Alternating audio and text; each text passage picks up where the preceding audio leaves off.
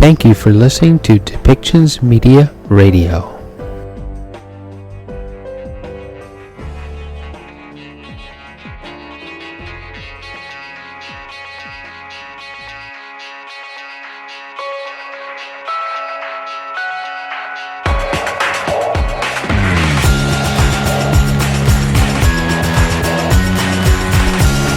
Welcome to Policy and Rights, the show about government policy and human rights.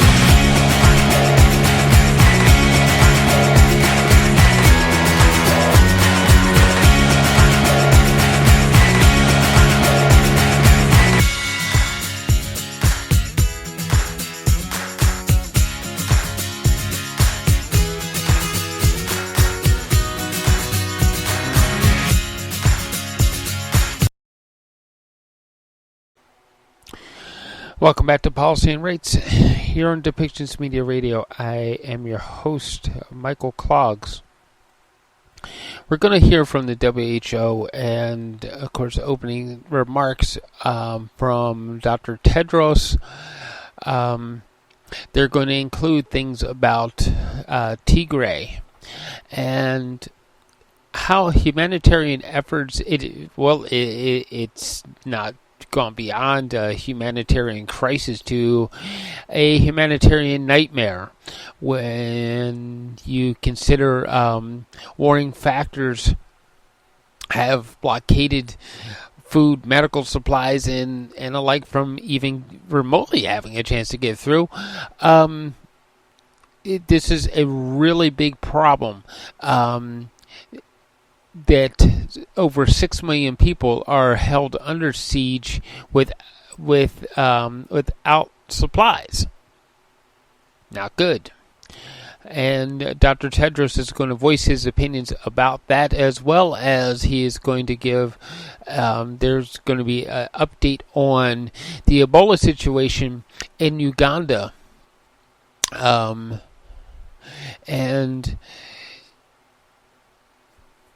then he's also going to make some remarks about climate change because we're back to it again. COP27 this time, folks. And all the countries around the world are going to gather together about climate change, make statements, and propose solutions. Of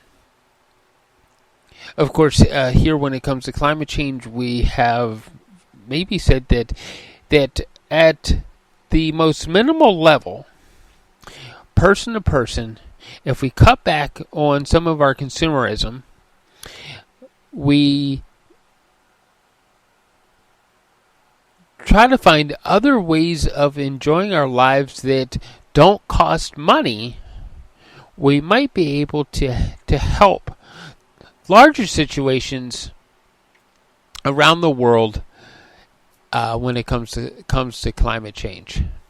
So just something to consider, something that probably won't actually be mentioned by any of the countries, but is something that we can do on a small basis. All of these situations that Dr. Tedros are going to talk about are real. We can't doubt that they're happening. Climate change, Ebola, and on a very social level, warring factors and sieges against people. It's people. We need to change how we see things and change so that we don't need to go to war. That we learn to talk first. The report is, of course, that the Black Sea grain shipment deal has been hammered out. The decision was made to let the ship sail again, and there are no longer any holdups on shipments of grain to where they need to go in the world.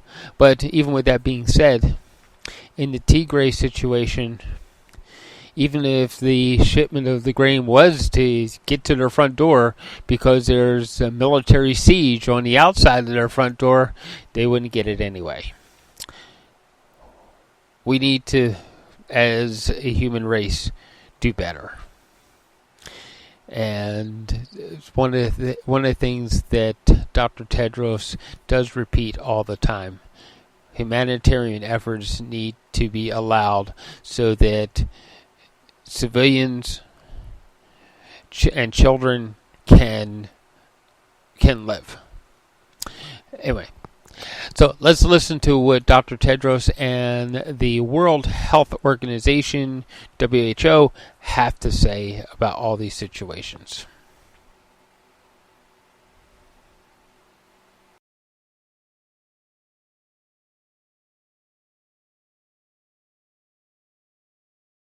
Hello to everyone from WHO headquarters here in Geneva. Wish you a very warm welcome to WHO regular press conference on global health issues. My name is Tariq, and I will be with you today and our guests who will highlight upcoming COP, United Nations Climate Change Conference that will start this weekend.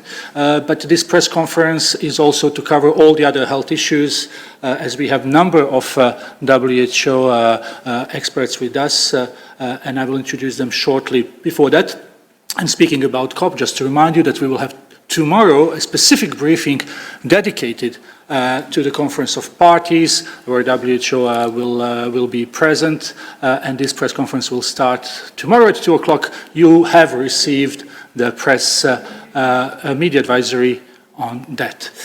For today's press conference, as you have seen in the note that we have sent, we have special guests, and I will let Dr. Tedros to introduce them as soon as he starts his opening remarks. But I will now try to introduce you to other WHO speakers that we have with us. So beside Director General Dr. Tedros, with us is Dr. Ibrahima Fall, who is Assistant Director General for the Emergency Response. Dr. Mariangela Simao is Assistant Director General, Access to Medicines and Health Products. We have also Dr. Abdi Mahamoud, who is Acting Director of Alert and Response Coordination Department. Dr. Maria Van Kerkhove is a Technical Lead on COVID-19. Dr. Rosamund Lewis is Technical Lead on monkeypox. And with us is also Dr. Maria Neira. She's a Director of our Department for Environment, Climate Health, and Climate Change and Health. We also have a couple of WHO experts online. With us is Dr. Filipe Barbosa, who is a technical lead for cholera. We also have Dr. Ana Maria Henao, who is co-lead of Research and Development Blueprint. And with us is also Dr. Bruce Aylward, a Senior Advisor to Director General. So with this and with the reminder that if you have questions, not only on the issue of the COP27, but on any other global health issue, please raise your hand immediately so we can put you in the queue. As always, this press conference has simultaneous translation, interpretation into 6 UN languages, plus Portuguese and Hindi, and you can use those languages to ask your questions.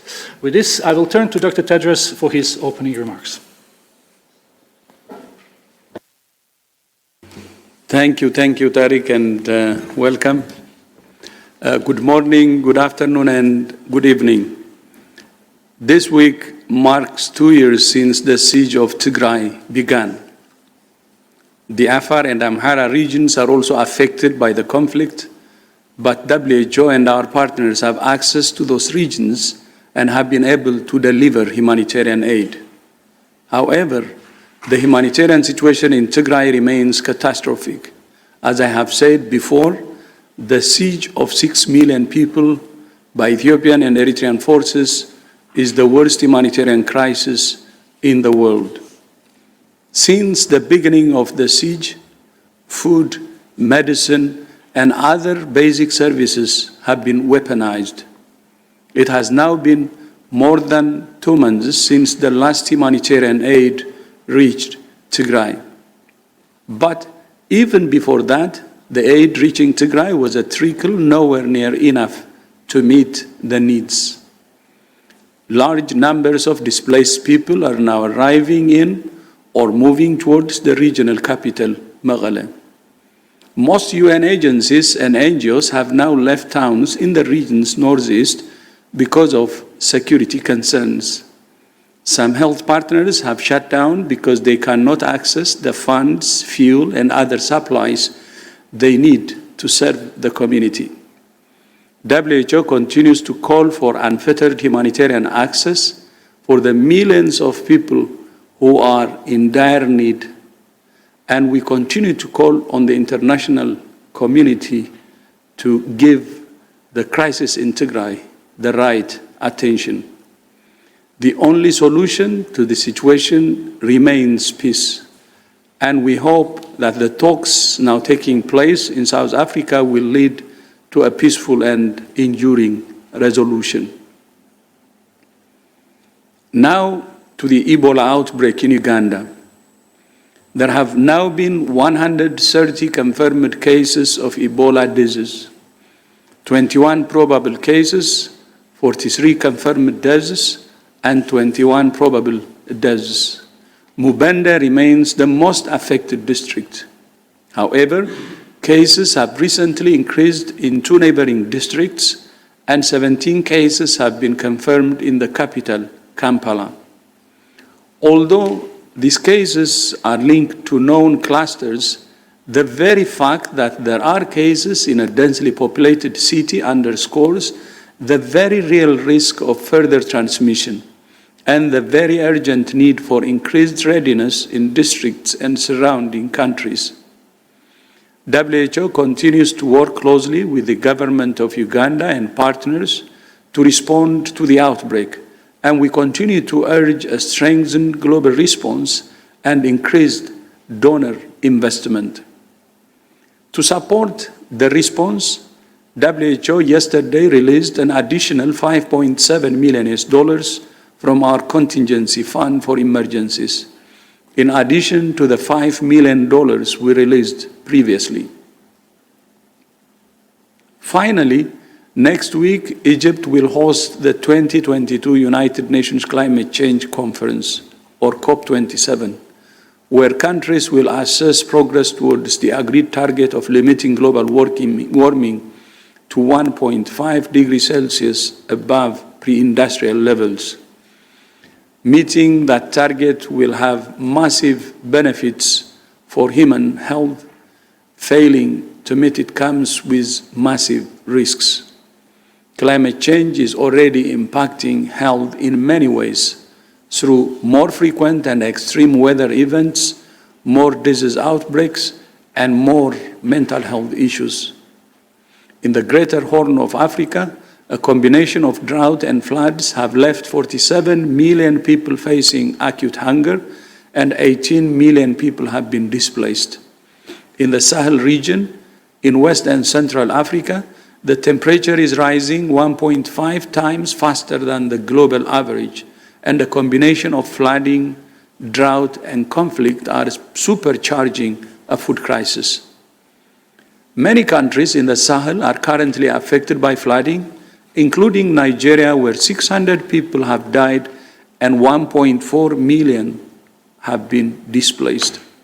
In Pakistan, unprecedented floods have devastated large parts of the country.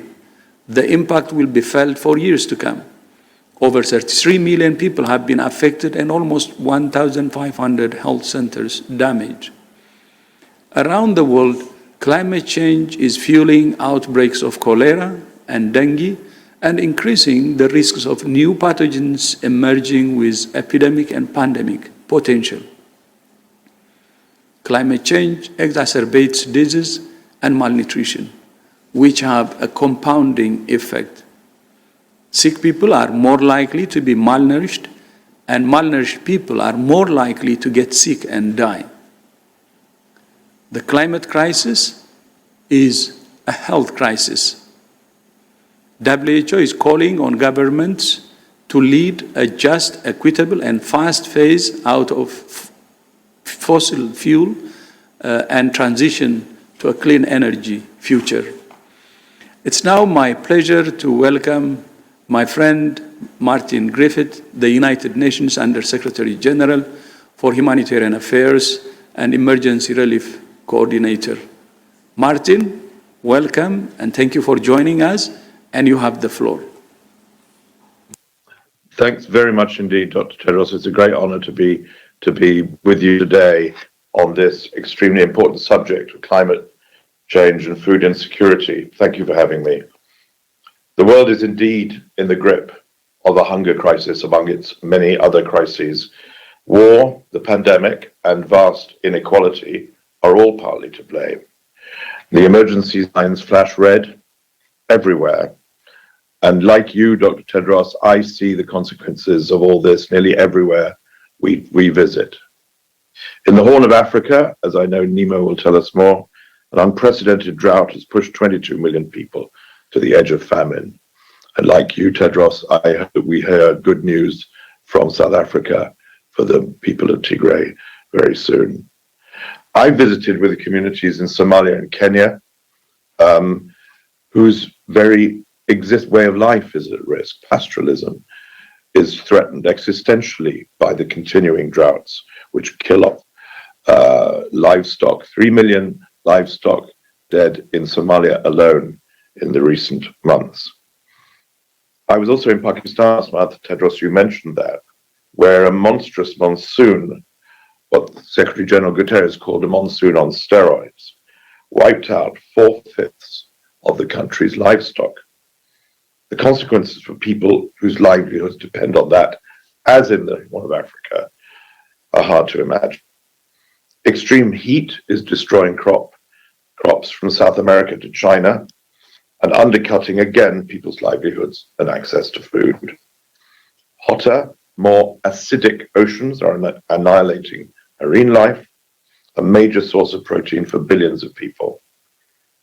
And as crops fail and food in today's geopolitics becomes too expensive, millions of people are being driven from their homes and deeper into poverty. And we only have to note the changes in the prices of wheat over these last 3 or 4 days as a result of the turbulence in that Black Sea grain export operation. This is a world at 1.2 degrees Celsius, but we're on track to double that. And unless we act now, we're heading for a future full of drought, disease, and climate disaster. Across the whole world now, up to 222 million people face high levels of acute food insecurity, barely able to eat a meal a day, and more than 45 million, the numbers are staggering. These people, 45, are on the brink of starvation. Our system, the humanitarian system, is strained. We have an annual cost at the moment of about $50 billion for global humanitarian response plans. We've received now, in November of the year, about $20 billion. And that doesn't even begin to cope with the escalating impacts of the climate emergency. That's why when world leaders in Egypt in a few days, as you've said, Tedros, they must deliver on their promises. And we remember the promise made in 2009 of the leaders of the G20 to commit 100 billion a year in climate money. And if you go to Somalia, for example, or even across most of Africa, you look in vain for any of that money having come through for the people of Somalia, the Horn of Africa, the Sahel, and elsewhere. That money is not just missing. We don't know where it is and how it is decided upon and how it's spent. And we need to come out of COP27 with clarity and accountability for that. My Secretary General, Antonio Guterres, has called for a windfall tax on the profits that oil and gas companies this year. Oxfam, I think, has estimated that, is it 11 or 18 days of the profits of the fossil fuel majors could pay for the costs of humanitarian catastrophes around the world. So we need to end fossil fuel subsidies. We need debt relief for nations in dire need. We need that money to be applied as grants, not as loans, to those countries in need now, so that we can not only bring people back to life, but bring them resilience and alternative livelihoods. The COP is going to be a major test for all of us to see if those commitments made so boldly in years gone past finally may land for the people who are staring the climate future in the face. Tedros, I want to thank you for inviting me to this important conference. Let us hope that next week in Sharm el-Sheikh we will see real progress. Thank you. Thank you. Thank you so much, Martin. It's now my pleasure to welcome Nemo Hassan, the director of the Somali NGO Consortium, where she works with communities to mitigate the impact of food insecurity. Nemo, welcome. Thank you for joining us, and you have the floor. Good evening and good afternoon. Thank you very much, Dr. Tedros, for giving me the opportunity to join you in this very important exchange. I'd like to start by telling you a story of how climate-induced shocks are actually impacting at the community level. Tears tumbled down 11-year-old Dahir. Dahir's hunger-hallowed cheeks. I just want to survive this, he said quietly, seated beside the family's makeshift tent on the dusty plain outside the city of Baidawa. His wary mother, Fatuma, told him not to cry. Your tears will not bring your brother back. Everything will be fine, she said. Fatuma's second son, 10-year-old Salad, died of starvation 2 weeks ago, shortly after the family reached Baidawa from their village, which is 3 days' walk. His body is buried in the rocky earth a few meters from their new home. The grave already covered in litter and increasingly hard to spot as new arrivals set up camp around them. I cannot grieve for my son. There is no time. I need to find work and food to keep the others alive, Fatuma said, cradling her youngest daughter, 9-month-old Bilan, and turned to look at her 6-year-old Mariam as she gave a rasping cough.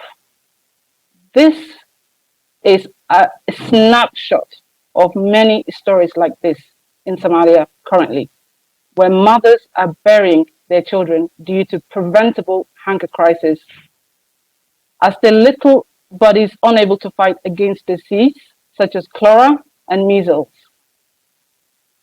Somalia, as a case in point, a country recovering from decades of conflict, but continues to face a cyclical climate-induced shocks, from droughts to flooding to desert locust invasion, compounded by the global pandemic, making the country and the community vulnerable to poverty and food insecurity.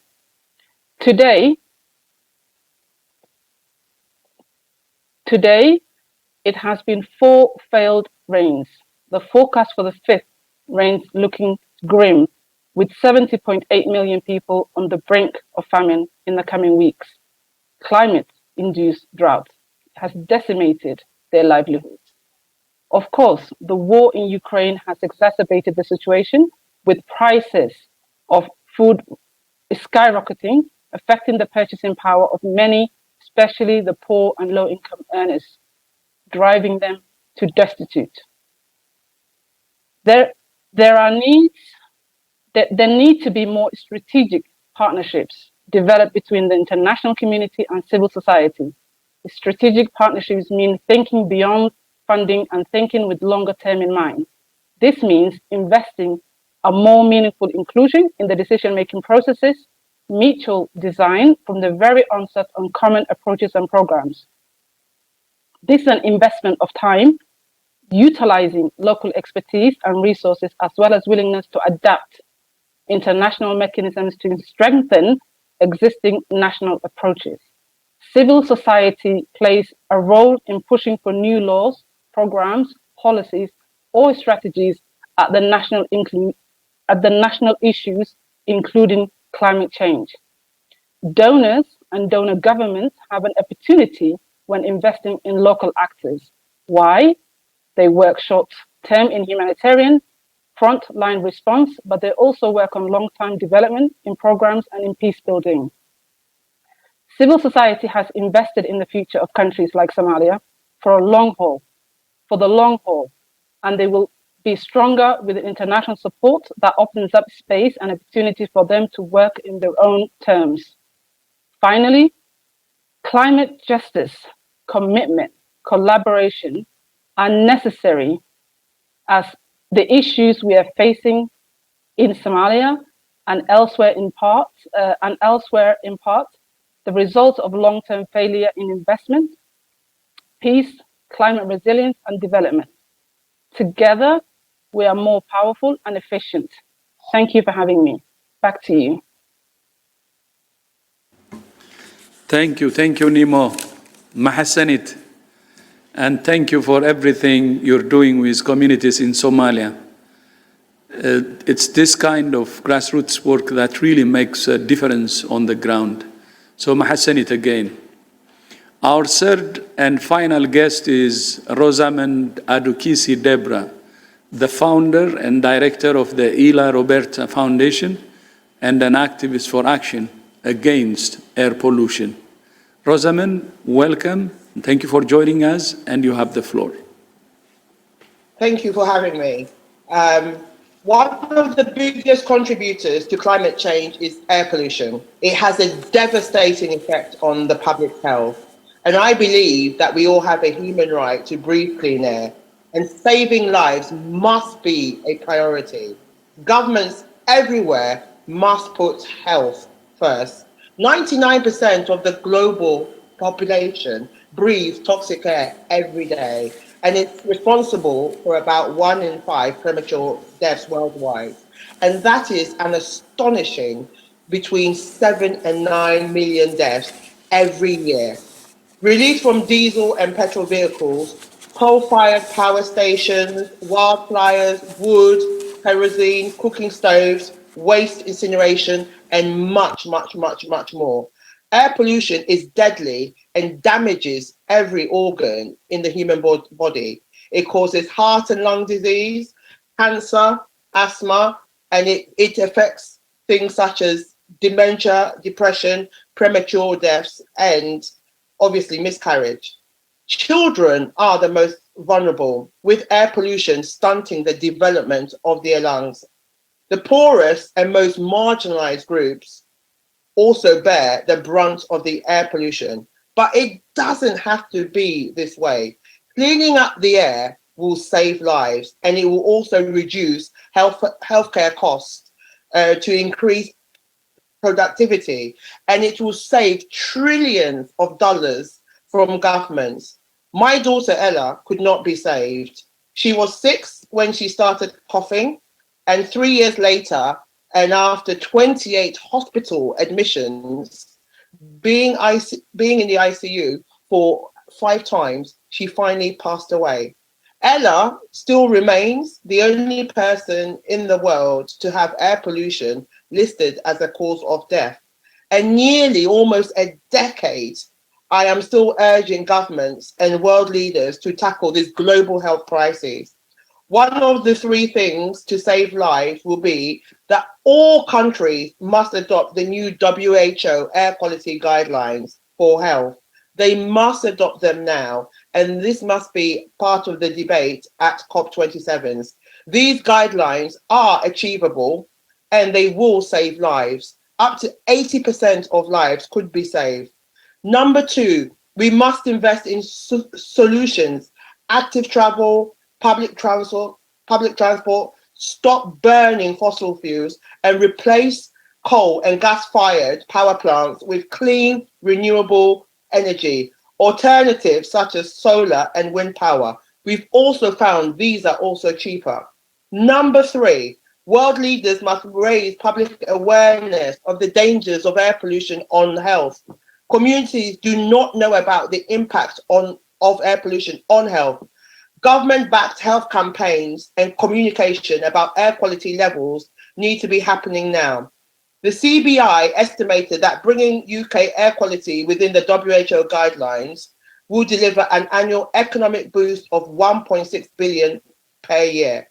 Lastly, we know due to COVID that all governments can work together. That's how they delivered the vaccine. And we definitely believe 7 to 9 million people every year is definitely worth saving. I urge everybody going to COP, may they please not forget about public health. One child every minute somewhere in the world dies because of air pollution. This must be at the forefront of the conversation. When we achieve the WHO guidelines for air quality, we will save millions of lives, trillions of dollars, and future generations. Thank you very much for having me, and hopefully everyone will be having a good COP. Thank you. Thank you, Rosamond, and thank you for your tireless advocacy for clean air. Like you, WHO is committed to drawing attention to the impacts of climate change on health. In addition to our normative work, one of the ways we're doing that is through the annual Health for All Film Festival, which is now in its 4th year. Submissions are now open until the end of January, alongside the usual categories of universal health coverage, health emergencies, and better health and well-being. We have 2 special categories this year: sexual and reproductive health, and climate change and health. The Health for All Film Festival will also be part of the Health Pavilion at COP27 and will be included in a side event on efficient communication about climate change and health. We're delighted that the American actress Sharon Stone has once again agreed to serve as a juror, and we look forward to putting together another high-level jury of experts in health and film. Information about how to submit films is available on the WHO website. Tariq, back to you. Thank you, Dr. Tedros, and many thanks to our guests for sharing their thoughts and personal stories. We all hope that COP will bring a success. And to remind you on that tomorrow we will have a special press conference dedicated to COP27 at 2 o'clock as per media advisory that you have received. I understand that you and the Secretary General, Mr. Griffiths, may not be with us for question and answer, but we thank him for his participation. With this, we will open the floor for questions, and the first one goes to Erin Prater from Fortune. Erin, please unmute yourself and go ahead. Hi, good morning. Thank you so much for taking my question. Just curious regarding the designation of Greek letters to new variants. My apologies, to new variants of concern. What would it take for the WHO to designate a new Greek letter to a variant of concern? Thank you. Thank you, Erin. Dr. Van Kerkhove? Yeah, thanks very much for the question. So we have a system in place to track, assess, and monitor variants that are in circulation and to detect new variants that will emerge, which we expect to emerge going forward. Our technical advisory group for virus evolution has a system in place to identify these as variants or characterize these as variants of interest or variants of concern. Within that, and that's a process that's in place looking at different characteristics of the virus: transmission, severity, immune escape, and the use of our countermeasures. Do diagnostics still work? Therapeutics, vaccines. The Greek lettering system was a system that we, WHO, put in place to help discuss these publicly because the numbers are quite confusing. And our ability to use that naming system, we've put in place when these variants or subvariants that are now in circulation are significantly different in terms of their characteristics. And when we say significantly different, what we're trying to do is formulate a risk assessment to look specifically at different transmission characteristics. And within transmission, we're looking at the mutations within the variants themselves or the subvariants that are circulating, looking at properties of immune escape, looking at severity measures in terms of what is observed amongst people who are infected with these variants, as well as studies that are conducted in labs under experimental conditions. And so there's a number of factors that are taken into consideration with that. Right now, we're in a situation where we have more than 300 subvariants of Omicron that are in circulation. And these subvariants are quite similar to each other. It is confusing in terms of the subvariant names, we recognize that, but the names that are in use are the scientific names by the different groups who analyze these from a technical point of view. Of the subvariants that we have circulating, about 95% of the subvariants that are shared with platforms like GISAID are of BA.5, and within that, we have that subvariant of BQ.1. About 20% of those are BQ.1. And this recombinant that you've heard a lot about, this XBB, which is a recombinant of two BA.2 sublineages, accounts for about 1% of the sequences that are circulating worldwide. Now, there's variations in countries of the different subvariants that are in circulation, and we've been saying it's a bit of an alphabet soup at the moment. The bottom line for us as an organization is that we need to be in a situation where we can track these. Surveillance for SARS-CoV-2 has declined drastically around the world, which means testing has declined, sequencing has declined. And without the ability to understand what is circulating, to share these viruses, to share the knowledge about these viruses, we're not in a situation to assess them as rapidly and robustly as we would like. But the Greek lettering system is about the differences within the variants that are emerging. TAG-VE just issued a statement last week looking at BQ.1 and XBB, and in the characterization of transmission and of severity of immune escape, they're not substantially different from the other subvariants that are circulating. So we still classify these as Omicron. Now, when I say substantially different, we will be working with our TAG-VE on a quantifiable risk assessment going forward to be able to provide more information about how that is done, because this is becoming more and more complicated. So it's a long-winded answer, because it's very complicated for us to be able to assess these. But we need to reiterate how important it is for us to track this virus, because it doesn't have a predictable pattern yet. And we don't know if the next variants will be more or less severe. We just need to remain vigilant on this while we deal with all of the other crises that we are dealing with worldwide. Thank you, Dr. Van Kerkhove. We go to the next question. Carmen Baum from Politico. Carmen, please go ahead.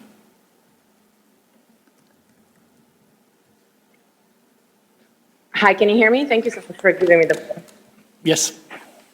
Okay, thank you so much for giving me the floor. I have a question on Ebola vaccines. So we know that the ones for the Zaire strain don't work for the Sudan strain, but I was wondering if Dr. Henao can talk a little bit about why the vaccines for the Sudan strain aren't more developed at this point. Why weren't they more tested? I mean, we've known about this strain, and we've known that Uganda has experienced outbreaks in the past. Is it that you really need a sort of like outbreak to be able to test these vaccines, or is there any other reason why, you know, the vaccines are not so advanced as obviously the ones for the Zaire strain are? Thank you. Thank you very much, Carmen. I think we have Dr. Henao online, so if we could connect to Dr. Ana Maria. Ana Maria?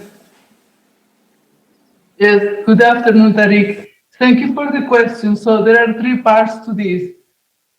WHO and the R&D blueprint has identified that Sudan Ebola virus is an important priority virus for action. Two, there are projects going on supported by different governments to advance the development of at least 6 candidate vaccines for Sudan Ebola viruses. This is what permits us today to have the conversation on the possibility of introducing these vaccines in a clinical trial in Uganda under the leadership of the government of Uganda. We need to remember that we have 3 of these vaccines now. 2 of them have already phase 1 and phase 1A clinical safety data, plus the preclinical data. So there were efforts supported by the governments of the United States and of the United Kingdom, and by the BARDA and the Sabin Vaccine Institute, together with efforts by the University of Oxford to advance these vaccines. So work was being done. Finally, we heard about the BSV vaccine doses that were developed by Merck and now are being moving forward in collaboration with IAVI. So there was work done, but there are challenges to the evaluation of vaccines for diseases like these Sudan Ebola viruses that needs to be recognized. The first one is that we do not have a correlative protection, so we don't have yet defined what titer of antibody titers will be protective, that will facilitate the evaluation outside the outbreaks. And second, that the outbreaks are not very common. So it is not that we need the outbreak to advance the development of the vaccine. It is that to obtain the clinical efficacy, outbreaks provide, unfortunately, a unique opportunity. Finally, WHO is working with partners, with CEPI, with Gavi, and many other partners to ensure that for the future and also for this outbreak, there are sufficient supplies of doses, of unlicensed doses of these candidate vaccines, first for the trial, second for continuing with the response during the outbreak if one or more of them shows evidence that they are effective, and finally moving forward to ensure that there is equitable access of these vaccines in the future. Thank you. Thank you, Dr. Henao. We will now go to Jamil Chade, who writes for a number of Brazilian media. Jamil, please unmute yourself. Thank you, Tarek. Can you hear me well? Very well. Fantastic. Dr. Tedros, as you well know, Brazil has a new elected president. My question to you, what is your message to President Lula in terms of health and climate change? And also, as you have said for so many times, that we have to learn the lessons of the past and we have to learn the lessons of COVID. What can Brazil learn from the disastrous, basically, policies that were taken during COVID? What happened that basically generated 700,000 deaths in a country with the capacity to deal with health issues? Thank you so much. Thank you, Jamil. So there are the questions on climate change, but also on COVID to Dr. Tedros. No, thank you very much. No, first of all, I mean, any message I have to the president-elect, my preference would be to talk to him directly when I get a chance. And then to the lessons learned from COVID, I think the whole world should learn a lesson from COVID, and that's what we're doing. So many recommendations now coming, minimum 300 good recommendations. And based on that, we have already started many initiatives, by the way, and being implemented, and others in the pipeline. So we will help each and every country, including Brazil, to really learn from our lessons and prepare for the next one in a better way to prevent pandemics. That's the most preferred. But if not, to detect early and manage as soon as possible. Thank you very much.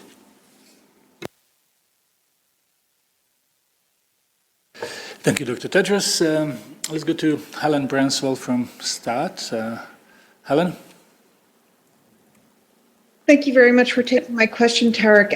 It's about the outbreak in the Ebola outbreak in Sudan. The group Global.Health has developed a line list of cases and used data from it to analyze the state of the outbreak. And they've issued a report this morning suggesting that, as they see it, the outbreak appears to be coming under control in all regions in Uganda. That is, of course, based on known cases. And so if there are unknown cases, that would change the analysis. Does WHO agree with that position? Do you think that this outbreak is coming under control? Thank you, Helen. We'll ask Dr. Abdirahman Mahamoud to try to answer this question. Thank you, Helen, for always tough questions.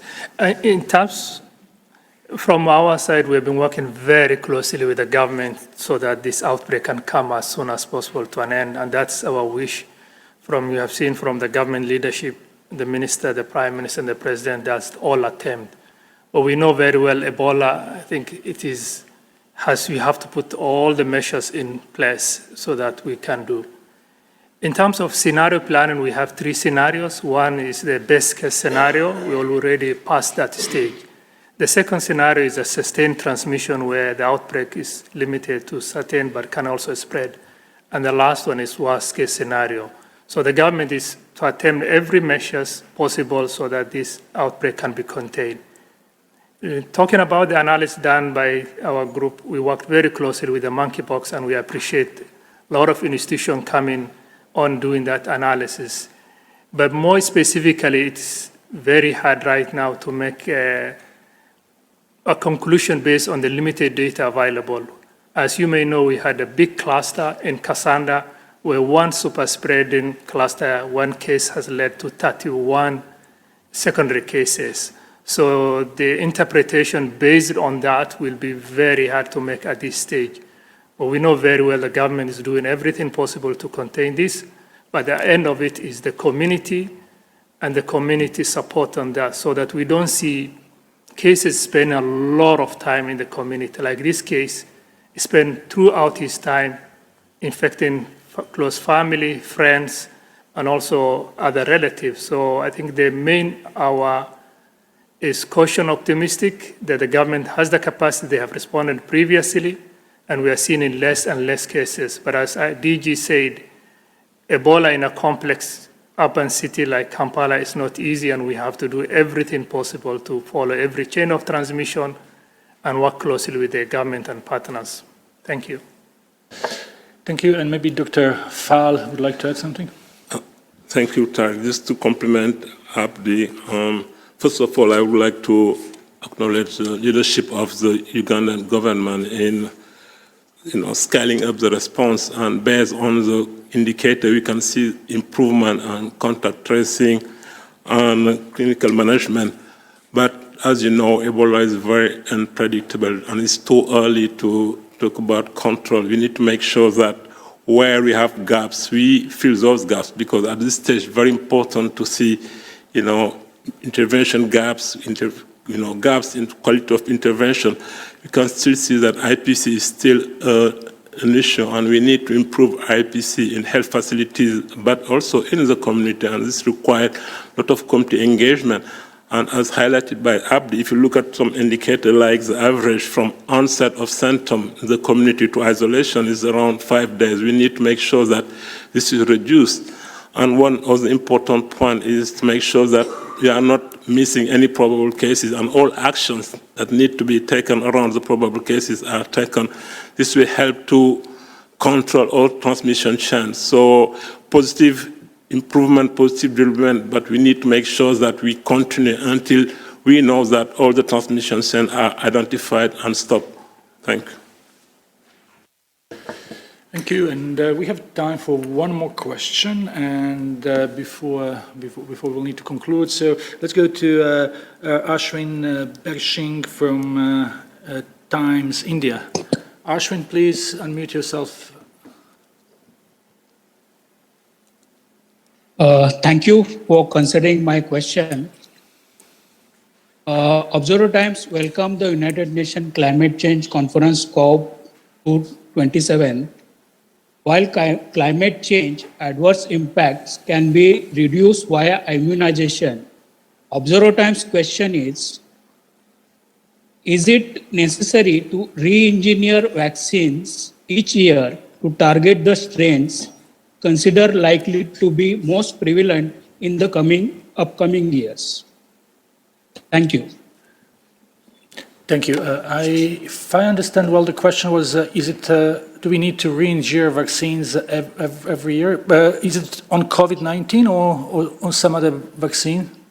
I'm generalizing for all the diseases which are right now becoming as a pandemic.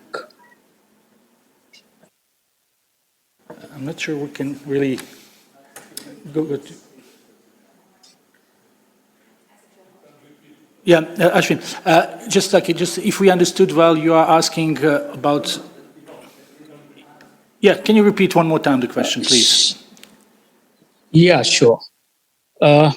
While climate change adverse impacts can be reduced via immunization.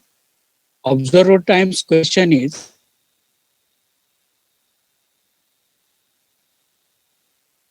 each year to target the states considered likely to be most prevalent in the upcoming years? Thank you. The line was really not the best, Ashwin, and I'm not sure we got it. What I understood, and we have with us Kate O'Brien, who is the Director for Immunization, Vaccines, Biological, the question on the possible need in the future to have new vaccines for diseases that we are facing. Dr. O'Brien and Ashwin, if this doesn't answer your question, please reach out by email afterwards to media@who.int, and we will try to help. Dr. O'Brien. Well, I think the question actually, it was difficult to hear, but let me make a couple of comments that I think are linked to the question. It's really about linking climate change, the impact that climate change is having on infectious diseases that are vaccine preventable, and what does that mean for the products that we have? Are we going to have to keep adjusting the products year in, year out, especially as our world changes with the climate catastrophe and the climate impacts? And I think we should really sort of start from recognizing that for many vaccine preventable diseases, the pace of change of the organisms that we vaccinate against is actually not very fast, and the need for adjusting of the vaccines is very limited. So for the most of the vaccines that we have, they are targeting diseases and targeting infections that have very little modification over time. The biggest issue is making sure that everybody who needs those vaccines is actually vaccinated. But there are some diseases that are really influenced by climate change and will change the geographies in which we vaccinate. Yellow fever is one example of those, especially as we see changes in where animals are, where insects are, some of whom are transmitting infections. We do expect that there will be shifts in where we see diseases and how far they go into populations. And of course, we've seen the significant relationship between human behavior and human encroaching on natural habitats and the interaction between humans and animals. And then the third thing is around those predominantly viruses that do have a lot of change over time. And of course, influenza is the really classic example of that, where on an annual basis, biannual basis, there is a need to be monitoring and adapting the vaccines to the strains that are circulating in different parts of the world. And so we do expect that the optimization of vaccines will be a continuing need, that will need more data on surveillance. And this has been emphasized time and time again in these press conferences, that the ability of any of health agencies in countries, and certainly ours, to monitor and track and anticipate and reduce risks is really, really dependent on having the kind of surveillance that would allow us to anticipate what's coming around the corner, and to have the kind of information, especially genetic information about the pathogens, that would allow for adjustments to vaccines should those be needed. But we have great confidence in the vaccines that we have. The vast majority of vaccines are not vaccines that need adaptation from one year to the next, or even over longer periods of time, because of the nature of the infections that they're targeting. What's really important is that we continue to have research and development that creates optimized products, better and better products that can exert their protective influence in a greater range of pathogens, and can do so with greater impact. And then, of course, none of the vaccines have impact unless they actually are given to people. And so at the moment, that is one of the biggest issues. We have it in COVID, we have it in measles vaccine, we have it in yellow fever, in cholera. that the disease outbreaks that we're seeing and the lack of protection of people, in spite of having these fantastic, safe, effective products, is really attributable to not everybody who can benefit from the vaccines has access to them and is being vaccinated. So those are sort of the critical issues we're facing, even as we also have to address the impacts of climate change on the distribution of the infections and the nature of the vaccines that we have. Thanks. Thank you, Dr. Brian. Maybe Dr. Hanau would like to add something from the research and development perspective. Yes, just to add that in addition to the work that we do and Kate just described for diseases for which we have vaccines, under the WHO R&D blueprint for epidemics, we are also prioritizing diseases that can cause outbreaks, epidemics, and pandemics. And when we do these prioritizations, we do three things. First, we try to understand what are the critical knowledge gaps. Two, we discuss how to move forward with the development of vaccines, therapeutics, diagnostics to address those gaps. And third, we work towards the possibility of implementing clinical trials and research during outbreaks. We do all that to ensure that for all these diseases for which we don't have vaccines, like is the case, for example, now of the Ebola virus in Sudan, in Uganda, we work towards making them available to everybody. So it is a continuous, as Kate mentioned, from having vaccines that we are deploying already, that are part of the vaccination program, to preparing for diseases that can cause outbreaks and for which we need to work together with all the members of the scientific community to identify which candidate vaccines could induce protection and are safe, and what is the best way to bring them to the communities at risk as soon as possible. Thank you. Thank you, Dr. Hanau. And finally, Dr. Maria Neira, Director of Environment, Climate Change and Health.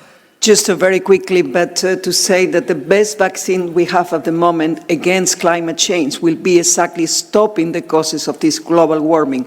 It will be looking at the mitigation. What is causing climate change essentially is the combustion of fossil fuels, which are contributing to both climate change and air pollution. And as you heard before, this is responsible for more than 7 million premature deaths every year. So the best vaccination will be to look at the causes, mitigate it, stop it, implement the Paris Treaty, and this is what we will be trying to do at the COP26 when the health argument will be very strongly represented, making sure that everybody understands that if we don't tackle the causes of climate change, we will have as well, or we are having already, a global health crisis. Thank you. Thank you all. I hope this answers the question we got from Times India. And again, to remind you that more about COP27 at tomorrow's press conference at 2 o'clock. With this, I would like to call on our special guest today to have some final remarks. Maybe we start with Rosamund Kisi-Debrah. Rosamund, would you like to add something at the end of this briefing?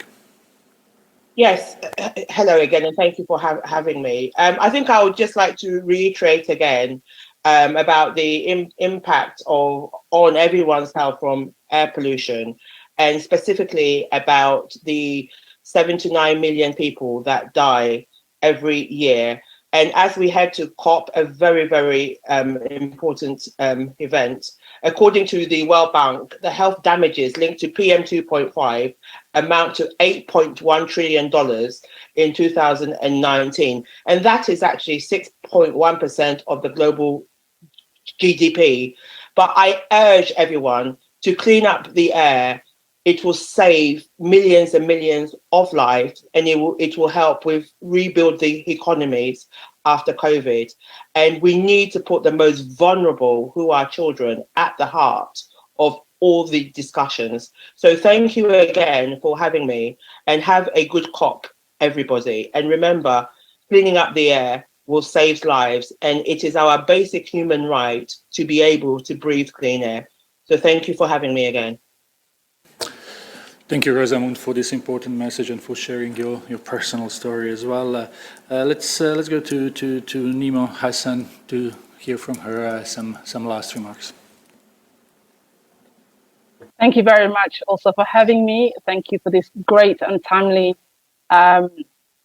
event that brings together the various different aspects and the impact of climate change, not only on our planet, of course, but also on the lives of poor communities who are losing their livelihoods, who are losing their health, who are losing their children. So I also urge the donor government, and I urge everybody to.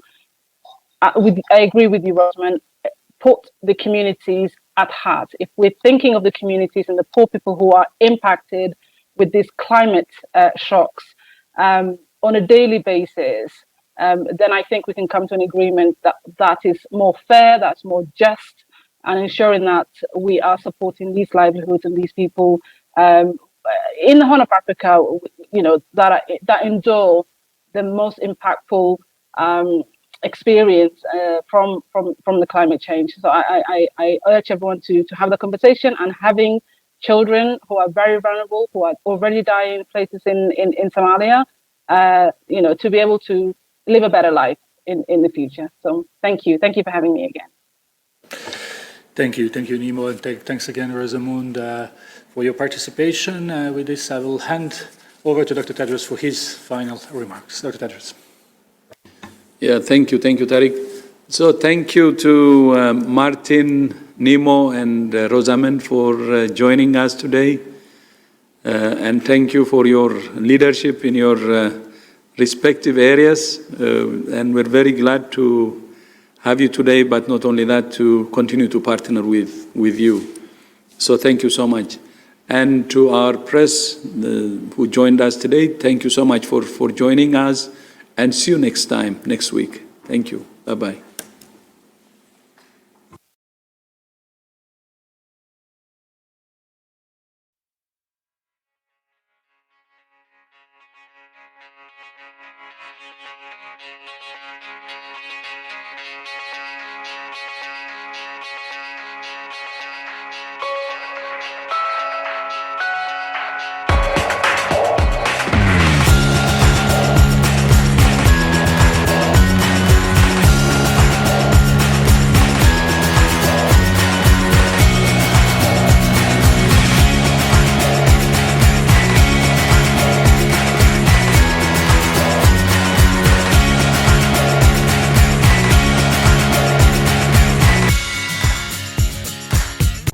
This show has been produced by Depictions Media. Please contact us at depictions.media for more information.